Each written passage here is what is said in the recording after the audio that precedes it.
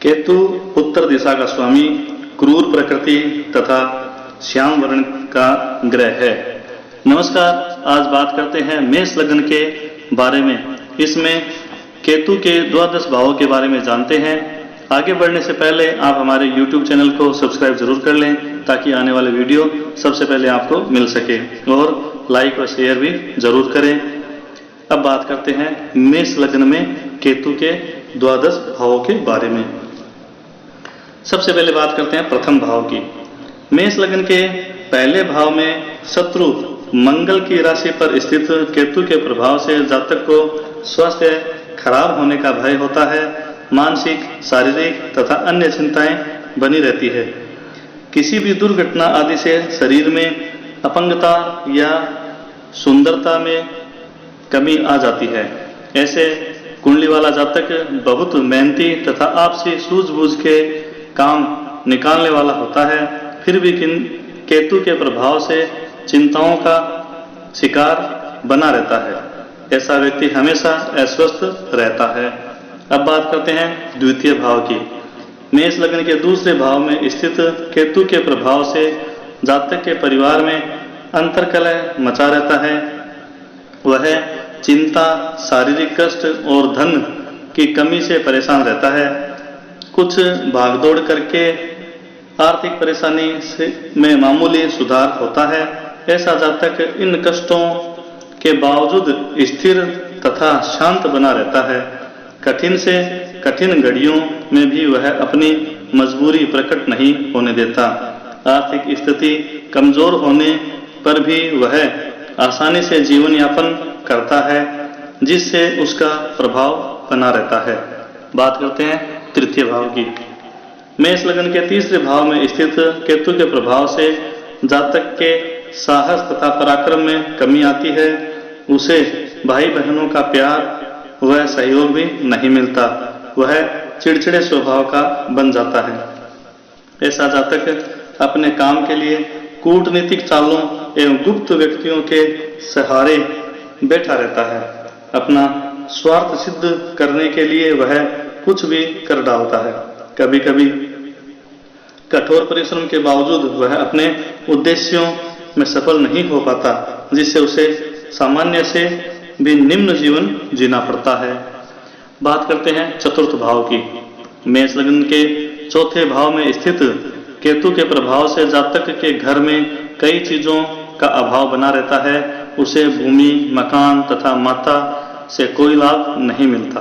परिवार में अशांति का माहौल होता है। जब केतु चंद्रमा की राशि पर स्थित होता है तो ऐसे जातक को काम करने की हिम्मत बढ़ती है, जिससे वह अपने कुछ कष्ट दूर कर लेता है। चंद्रमा के प्रभाव से उसके आय के स्रोत खुलने लगते हैं। नौकर अथवा व्यवसाय के सिलसिले में उसे विदेश से भी लाभ मिलता है। बात करते हैं पंचम भाव की।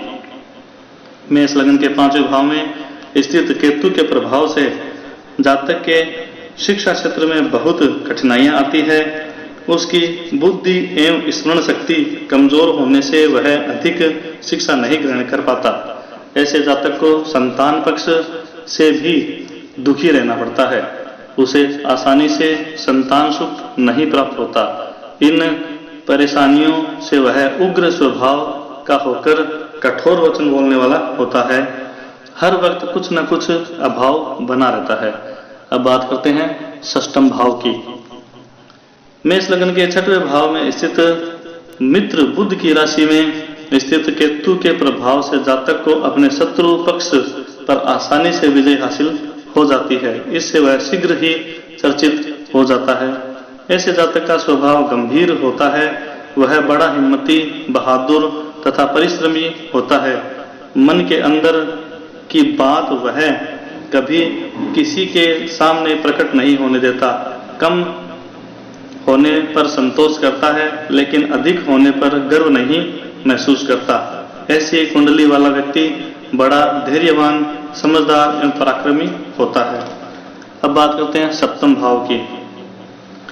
मेष लग्न के सातवें भाव में स्थित केतु के प्रभाव से जातक को कारोबार तथा परिवार में कुछ कठिनाइयों का सामना करना पड़ता है, उसका स्त्री पक्ष बहुत कमजोर रहता है।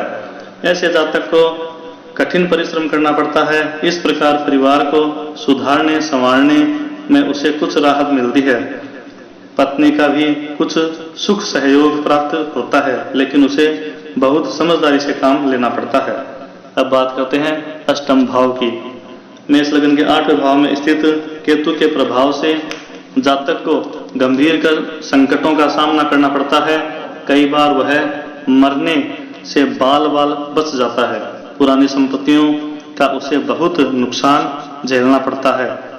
इनसे बचने के लिए वह चालाकी तथा होशियारी से काम लेता है, जिसमें उसे कुछ हद तक सफलता मिलती है, लेकिन कुछ भयंकर कष्टों का प्रकोप बना ही रहता है।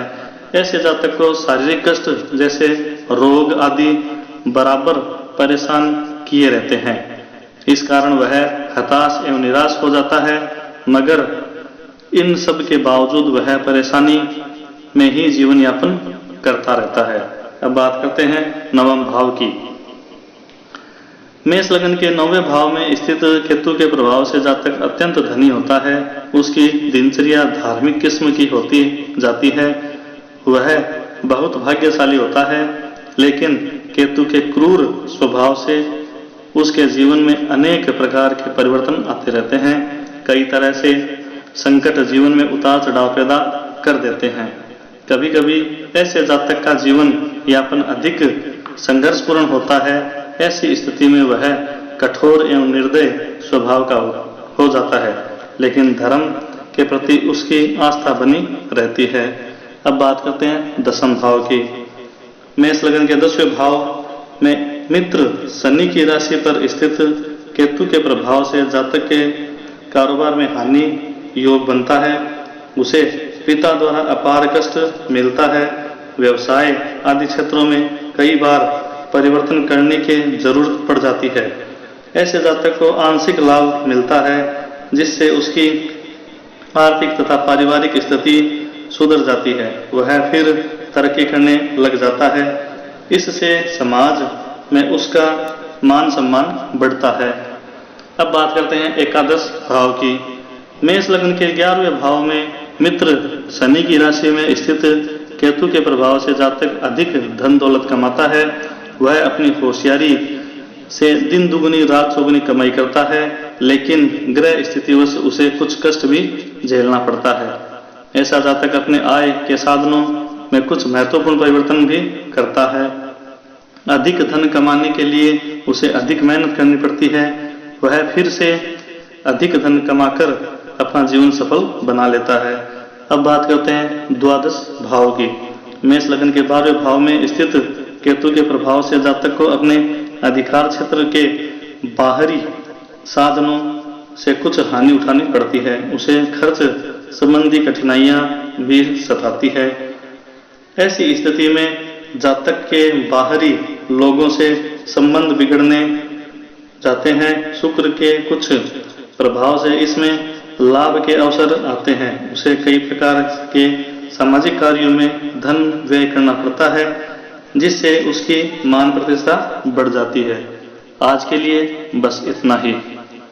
अगर हमारी मेहनत आपको पसंद आ रही है तो हमारे चैनल को लाइक शेयर व सब्सक्राइब जरूर करें। जय श्री राम, जय श्री बालाजी, जय श्री महावीर।